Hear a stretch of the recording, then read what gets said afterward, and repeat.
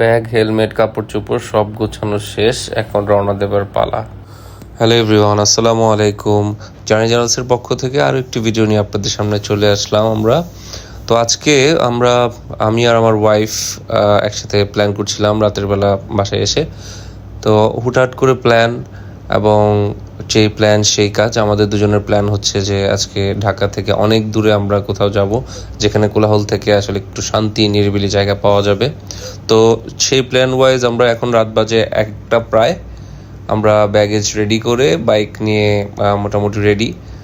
তো তার আগে আমরা সেফটি গিয়ার্সগুলো পরে নিয়েছি, আমার ওয়াইফকে পরে দিয়েছি, আমি নিজেও পরে নিব। তো যেহেতু অনেক দূরের পথ যাওয়ার প্ল্যান, তো ওই অনুযায়ী ব্যাগটাও খুব সুন্দরভাবে সাবধানে আটসাট করে বাঁধতে হবে। মোটামুটি শক্ত সমর্থ করেই ব্যাগ বেঁধে নিচ্ছি।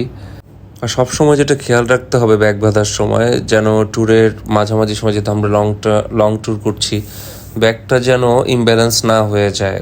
বাঞ্জি কেবল দিয়ে সুন্দরভাবে দুই পাশে যেন সুন্দরভাবে বেঁধে রাখা যায়। ব্যাকরেস্ট যেন হয়, পিলিয়ন থাকলে পিলের যেন ব্যাকরেস্ট হয়। তো বরাবরের মতো আমার ট্যুর সঙ্গী হচ্ছে আমার ওয়াইফ। তো তাকে নিয়ে মোটামুটি আমরা রেডি। তাকে কিছু ব্রিফিং দিচ্ছি যে কীভাবে আমরা রাস্তায় কী প্রিকশনগুলো মেনটেন করব চলাফেরার জন্যে, রাস্তায় মুভ করার সময় কোনো রকমের কমপ্লিকেশন হলে আমরা কী ধরনের স্টেপ নিতে পারি। তো সব কিছু বুঝিয়ে নেওয়ার পর we are ready to go. So চলেন আমরা রাইডটা এনজয় করি। রাস্তায় যেতে যেতে শেয়ার করবো আমরা কোথায় যাচ্ছি। তো আল্লাহর নামে রওনা হইলাম আমাদের শেরাপাড়ার বাসা থেকে। সো এখান থেকে আমরা ডিরেক্টলি যাব হানিফ ফ্লাইওভারে। মজার ব্যাপার আমরা যখন প্ল্যান করতেছিলাম আমি আর আমার ওয়াইফ, তো আমি আমার এক ছোটো ভাইকে কল দিই, তার নাম তৌহিদ। তো আশ্চর্যের ব্যাপার যে তাকে কল দেওয়া মাত্রই সে রাজি হয়ে গেল যে ট্যুরের জন্যে। আমরা এক্সপেক্টও করতেছিলাম না, ভালোই হলো আমাদের সাথে ট্যুর সঙ্গী পেলাম। সে এবং তার ওয়াইফ আমাদের সাথে জয়েন করবে হানিফ ফ্লাইওভারের পর থেকে। তারা আসবে উত্তরা থেকে, এখানে এসে আমাদের আগে এসে তারা ওয়েট করবে আমাদের জন্যে। হানিফ ফ্লাইওভার চলে এসেছি আমরা। সো এখন আমরা টোল দিব, টোল প্লাজায় টোল দিয়ে সামনের দিকে রওনা হব। তো আমি যে বলছিলাম আমার ছোট ভাই এবং তার ওয়াইফ, এই যে তৌহিদ এবং তার ওয়াইফ, তো তাদেরকে নিয়ে আমরা দুজনই আবার রওনা হইলাম। একটা ইম্পর্টেন্ট ব্যাপার যখন লং জার্নিতে আমরা যাই তখন আমাদের সাথে, বিশেষ করে বাইকে যখন আমরা যাই, তো সাথে ট্যুরমেট থাকা খুবই জরুরি। আর বিশেষ করে আমরা যখন রাতে জার্নি করি, আর আমাদের জার্নিগুলো বেসিক্যালি রাতেই হয়, রোদ অ্যাভয়েড করার জন্যে, জ্যাম অ্যাভয়েড করার জন্যে। তো রাতের জার্নিগুলোতে যদিও আমরা জ্যামটা কম পাই, কিন্তু রাস্তায় সেফটির একটা ব্যাপার থাকে। একসাথে অ্যাটলিস্ট 2টা বাইক বা 3টা বাইক যদি একসাথে থাকে, তাহলে একসাথে কোথাও আড্ডা দিয়েও ভালো লাগে। ট্যুরের ফ্রি টাইমগুলোতে যখন আমরা একটু রেস্টের জন্য দাঁড়াই, প্লাস সেফটির একটা ব্যাপার থাকে। সো আমরা যেতে থাকি।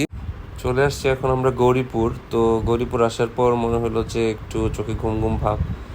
তো আমরা জার্নিতে মোটামুটি অনেক চা খাই, সেইভাবে গৌরীপুরেও এখানে চায়ের একটা দোকানে দাঁড়িয়ে আমরা সবাই একটু চা খেয়ে নিলাম। সো গৌরীপুর থেকে আমরা ডিরেক্টলি মিয়ামির কাছাকাছি যেয়ে আবার একটা ব্রেক নেই। এখানে আমরা নাস্তা করে নেই। আর যেহেতু এত ঠান্ডা রাস্তায় পড়বে, আসলে ওরকম প্রিপারেশন ছিল না, সেরকম একটা প্রিপারেশন নিয়ে নিচ্ছি আমরা, যেন নেক্সট রাস্তায় যেন আর কোনো প্রবলেম না হয়। সো এই যে আমরা সবাই একসাথে দাঁড়িয়ে একটা সেলফিও তুলে নিলাম। তো এই ব্রেকের পর্যায়ে আমরা এখানে চাটগাঁয়ে মেজবান নামে একটা দোকান আছে, ওইখানে আমরা রাতের খাবারটা সেরে নেই। তো এই এটার আশেপাশের এরিয়া। সো আমরা এখন মেজবানে ঢুকবো, ঢুকে আমাদের রাতের খাবারটা শেষ করব। তার আগে আমাদের বাইকগুলোকে সুন্দরভাবে লক করে রেডি হচ্ছি। সো মেজবানে এসে আসলে ডিফারেন্ট কিছু অর্ডার করার কিছু নেই, চনার ডাল আর আপনার গরুর গোশত, মেজবানি গোশত আর সাদা ভাত, এই অর্ডার দিলাম। আমরা সবাই পেট পুরে একদম খেলাম। সো রাতে খাওয়া দাওয়া শেষ করে আমরা এক টানা রাইড করে ফেনী পর্যন্ত চলে আসি। ফেনী যখন আসি তখন আমাদের মোটামুটি ভোর হয়ে যায়, দেখতেই পাচ্ছেন একদম কাকডাকা ভোরে। আমরা রাস্তায় আরেকটা ব্রেক নেই, এখানে বেসিক্যালি একটু নিজেদের রিফ্রেশ হওয়ার জন্য একটু ব্রেক নেওয়া হয়, সাথে একটু চাও খেয়ে নেই। আর সাথে যেহেতু ওয়াইফ আছে সাথে, দুজনেরই, তো তাদেরকে একটু ফ্রেশ হওয়ার জন্য সময় দিতে হয়েছে। তো সকালে আমরা যখন ব্রেক নিয়ে আবার রওনা করি তখন প্রায় 7টা 7:30 বাজে। তো ওই সময় আকাশে মানে এত সুন্দর সূর্যের আলো একটা, আর প্লাস কুয়াশা, সব কিছু মিলে গাছের যেহেতু পাতা ওইরকম দেখা যাচ্ছে না, মানে সব কিছু মিলে খুব সুন্দর একটা প্রকৃতির ছোঁয়া পেয়েছি আর কি সকাল সকাল। আর এই যে শ্যাডোগুলো দেখেন, রাস্তায় সূর্যের আলো পড়েছে, গাছের শ্যাডো পড়েছে, খুবই এনজয় করেছি রাইডটা। এই যে তৌহিদ এবং তৌহিদের ওয়াইফ, মাশাআল্লাহ, তারা প্রথমবারের মতো বেসিক্যালি হচ্ছে আমি আমার ওয়াইফ নিয়ে প্লাস হচ্ছে তৌহিদের ওয়াইফ নিয়ে, এটাই প্রথমবারের মতো এত লং ট্যুরের একটা প্ল্যান করা। ও বলতেই ভুলে গিয়েছিলাম, আসলে আমরা যাচ্ছি হচ্ছে আজকে আলীকদম গিয়ে আজকে আমরা থাকবো। আলীকদম থেকে খুব সম্ভবত মারান্তং ইকো রিসোর্টে থাকবো। সোফার প্ল্যান এটাই। তো তারপরে প্ল্যান যেটা, আমরা বান্দরবন পুরা হিল ট্র্যাকটা রাইড করব, আল্লাহ যদি সহায় হন। ওয়াইফ নিয়ে প্রথমবার যাচ্ছি, কতটুকু কীভাবে সুন্দরভাবে সফলভাবে রাইড শেষ করতে পারবো উনি ভালো জানেন। তো দোয়া রাখবেন। তো আপনাদের সাথে কথা বলতে বলতে, আড্ডা দিতে দিতে, সকালের এই সৌন্দর্য, প্রকৃতির এই সৌন্দর্য উপভোগ করতে করতে আমরা এখন প্রায় চিটাগংয়ের কাছাকাছি। সামনে আর অল্প কিছু দূরেই হয়তো চিটাগং গেট পাবো। তো এই যে পুরো রাত আমরা জার্নি করে আসলাম, সত্যি কথা বলতে কি প্রথমবারের মতো ওয়াইফ নিয়ে এই যে লং রাইড করা, এটার এক্সপিরিয়েন্সটা একটু ভয়ই পাচ্ছিলাম যে আসলে কতটুকু কীভাবে আসলে আমরা আসতে পারবো। আল্লাহর রহমতে সুন্দরভাবে আমরা চলে আসতে পেরেছি, সেটার জন্য উপরওয়ালার কাছে হাজার শুকরিয়া। তো আমরা এখন কাছাকাছি প্রায় চিটাগং গেটের, সিটি গেট যেটাকে বলে। তো সিটি গেটের এখানে এই যে দেখা যাচ্ছে, সিটি গেটের এখানে এসে আমরা একটু ব্রেক নিব, এখানে একটু চা খেয়ে নিব আর একটু রেস্টও নিয়ে নিব, তারপর আমরা হচ্ছে এখান থেকে রওনা হব। তো এখন সিটি গেট থেকে আমরা রেস্ট শেষে সবাই একসাথে দাঁড়িয়ে একটা ছবি তুলে নিলাম, তারপর হচ্ছে এখান থেকে রওনা হব। কজ এখনও আলীকদমে আমরা যেই গন্তব্যে যাব সেখান পর্যন্ত 144 কিলোমিটার বাকি। তো আসেন আমরা রওনা হই, এবং যেতে যেতে আমাদের সাথে যা যা এক্সপিরিয়েন্স আমরা করব, যা যা দেখবো, আপনাদের চেষ্টা করবো যেন আপনাদের সাথে শেয়ার করা যায়।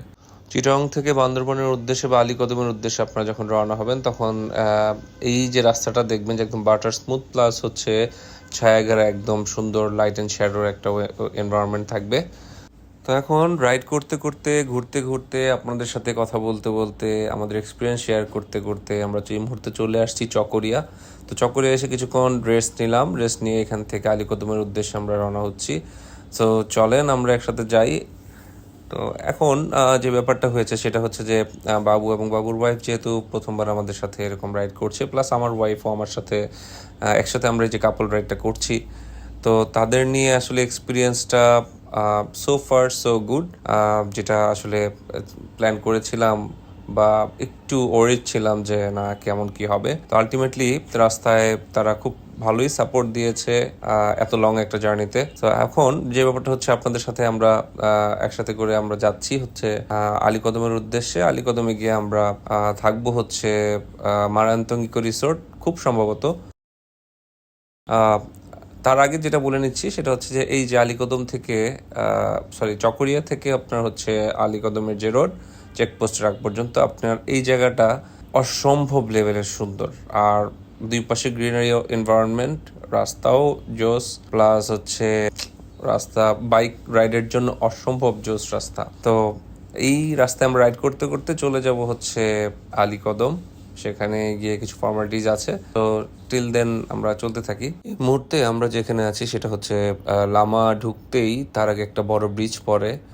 লামার যে ওয়েলকামিং গেট, আপনার উপজেলার যে গেট থাকে সেই গেটের ঠিক আগে একটা ব্রিজ থাকে। এই ব্রিজের এখানে নর্মালি বর্ষার সময় একটু পানি থাকে, ঝিরিপথে পানি আসে। তো আমরা এই ব্রিজটা ক্রস করছি, আর খুব সম্ভবত লামা গেট আর হয়তো অল্প কিছু দূরেই দেখা যাচ্ছে লামা গেট। আর এখানে দেখতে পাচ্ছি যে আলীকদম আর 37 কিলোমিটার মোস্ট প্রবাবলি।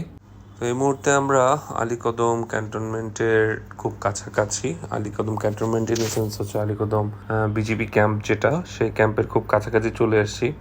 বলে রাখা ভালো সেটা হচ্ছে যে আপনাদের কিছু কাগজপত্র লাগবে, যেটা আলীকদম দিয়ে যান আর বান্দরবন দিয়ে যান। বান্দরবন এরিয়াতে ঢুকতে হলে আপনাদের এই কাগজগুলো লাগে।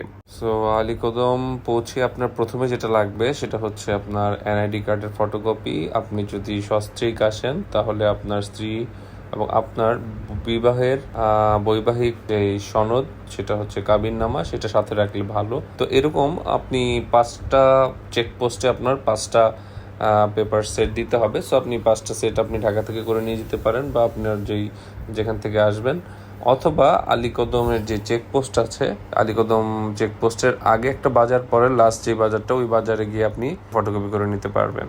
আর আরেকটা জিনিস বলে রাখা ভালো সেটা হচ্ছে যে বিজিবি ক্যাম্প যতগুলোই আছে সবগুলোর কাছাকাছি আপনারা যখন যাবেন, যদি কেউ ক্যামেরা ইউজ করেন, আপনার গোপ্রো হতে পারে, সেটা হতে পারে আপনার মোবাইলের ক্যামেরা, এটা ওখানে চালু না রাখাটাই বেটার হবে।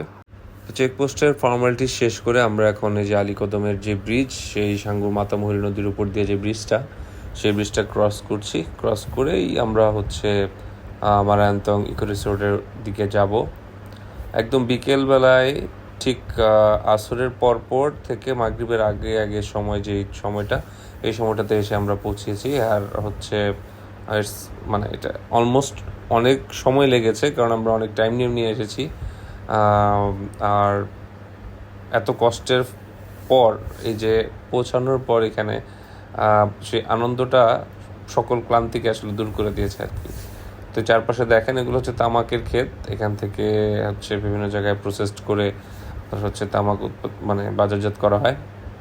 তো আমরা দেখতে পাচ্ছি এখান থেকে ওই অনেকটুক সামনেই হচ্ছে মারান্তং ইকো রিসোর্ট, যেটাতে আসলে আমরা আজকে রাতটা থাকবো। তো মারান্তং ইকো রিসোর্টের ভিতরের ভিউটা হচ্ছে মোটামুটি এরকম। আমরা জাস্ট এসে পৌঁছালাম। সো এখন আর কথা লেন্দি করবো না, আমরা যেহেতু অনেকটা পথ পাড়ি দিয়ে এসেছি। এখন রিসেপশনে গিয়ে ডিটেলসটা নিয়ে আমাদের ব্যাগেজগুলো রুমে নিয়ে গুছিয়ে ফ্রেশ হব, খাওয়া দাওয়া করব, আর কালকে বান্দরবনের উদ্দেশ্যে রওনা হব। সো কালকে থেকে হচ্ছে আপনাদের সঙ্গে বাকি ট্যুর প্ল্যানগুলো, প্লাস হচ্ছে ট্যুরে আমরা কোথায় কোথায় যাচ্ছি, কি করছি, আপনাদের সাথে শেয়ার করব। So till then, stay with Journey Journals. Bye bye.